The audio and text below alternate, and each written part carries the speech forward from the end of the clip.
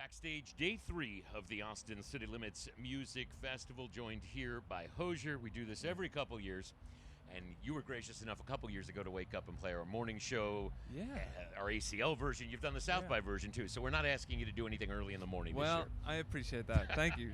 But, I'd be up for it, All right, we'll hold you to that. So this seems like maybe your most complex record and your most Irish. Is that fair?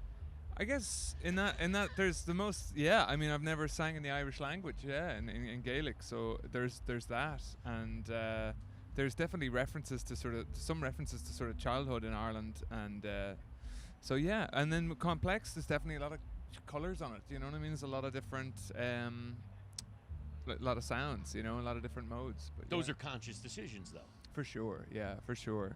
It's were sort of the things you were holding back, and there's a time to do it, and this was the time, or? I think I wouldn't say I was holding back from it. I think it just felt right, and I had a lot of time to sort of sit and decide what kind of album I wanted to make out of it, and how to reference or how to acknowledge the last 3 years, 4 years of like entering into a pandemic period and coming out of it. So, and that was just how it.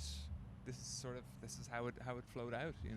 I imagine the way things went for you, where there's 6 or 7 years of nonstop craziness, where exponentially things keep getting bigger.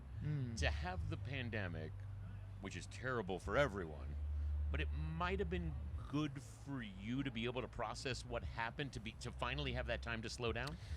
I'm guessing. I don't know. Yeah, I think it was. I think there was things there there was opportunities to be seized, in having time to reflect upon work, upon what I want out of the work, upon how the work affects me, and how the, as you say, like the sort of results, or like whatever, in a sort of a psychic or emotional way, on the far side of, like, or just at that point in my career, it had been a busy few years. So just to reflect upon that, for sure. Yeah. What's your comfort level with the stardom part of this? I don't really feel like. I feel like I'm kind of under the radar a little bit still. I feel blessed in that I enjoy a huge amount of support from a really wonderful fan base, and wonderful supporters. We have a sold out tour this year, and we might look at doing some shows next year. So I feel, honestly, I feel so blessed that, like, people are there for my music, they support it, they listen to it, and I get to do this.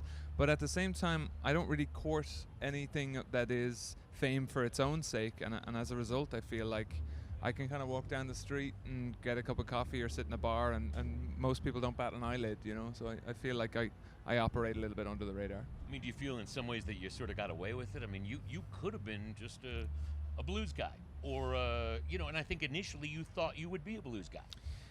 I didn't. I'm not a pop artist. Yeah. In a popular sense of the word. Yeah, I mean, I never really felt like a pop artist, and that's the you sort of contend with when you have there was a pop crossover. There was a song that was this big pop hit, and so I was adjacent, or I found myself for a moment in the ecosystem of a lot of pop music.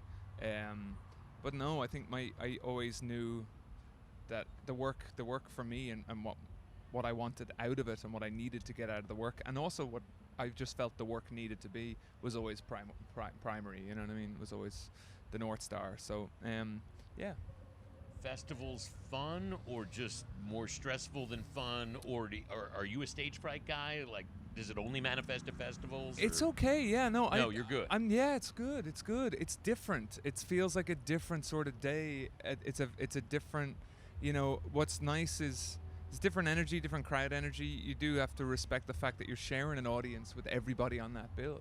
Everybody here is here to see. Maybe some people are leaning towards one act or another act, but it's not necessarily like your ticketed audience. So that's different, and it's a new challenge. What's nice is that you kind of come in. It's not your house. You visit. I also get to witness other acts playing, which I don't get an opportunity to do all that much.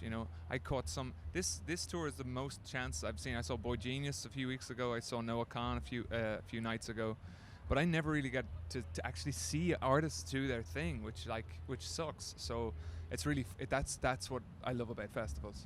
And it's a first impression, which you were making every night 10 years ago. festivals are still that way. There are people. This is Yeah. a bunch. I mean, a majority of the people probably have not seen you before. It's possible that Yeah. there's people. Yeah, absolutely. So I think you're just. It's kind of you go out there. You might have you have a much shorter slot. So like a ticketed show for me is nearly 2 hours long, and then we go out here and do 60 minutes. So it's like you kind of just go out there and you put your best foot forward and you have fun, and that's a really fun opportunity. So I enjoy it. I do. Well, yeah. that'll be your plan next weekend as well. Heck, yeah. You're scheduled for 6:15 both weekends Yeah, on the Amex stage. Yeah. That's Hozier. I appreciate it. Thank you. Great. All to right, talk to we'll be back with more live performances, interviews. Well, next weekend, another 3 days of this in Zilker Park for Austin City Limits Radio.